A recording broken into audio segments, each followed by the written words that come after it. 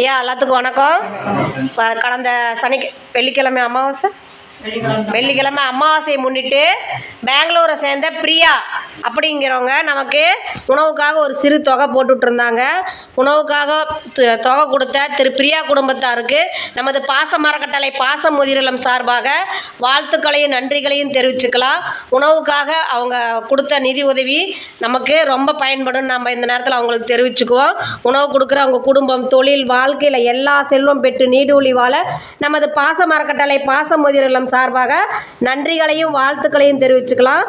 இந்த நேரத்தில் அவங்களுக்கு ஒரு கோரிக்கை வைக்கிறோம். என்னன்னு கேட்டிங்கன்னா, நமது பாச மரக்கட்டளை பாச முதியோர் இல்லம் 2 வருடங்களாக வாடகை கட்டடத்தில் இயங்கிட்டு இருக்கு. சொந்த கட்டடத்துக்கான முயற்சி போயிட்டுருக்கு. அதுக்குண்டான உதவிகளை அவங்கக்கிட்ட நாம் இந்த நேரத்தில் கேட்டு நாம் கேட்குறோம். அது மட்டும் இல்லாமல் அவங்க உறவினர்கள், நண்பர்கள், அவங்களுக்கு தெரிஞ்ச இடத்துல எல்லா இடத்துலையும் இந்த பாச முதியோர் இல்லத்தை கொண்டு சென்று நமக்கு சொந்த கட்டிடம் அமைய முடிஞ்ச உதவியை செஞ்சு தருமாறு நமது பாச மரக்கட்டளை பாச முதியோர் இல்லம் சார்பாக நாம் கேட்டுக்கிறோன்னு சொல்லிக்கலாம். உணவுக்காக உதவி புரிந்த பிரியா குடும்பத்தாருக்கு நமது பாச கட்டம் சார்பாக வாழ்த்துக்களையும் நன்றிகளையும் தெரிவிச்சுக்கிறோம். வாழ்க வளத்துடன்.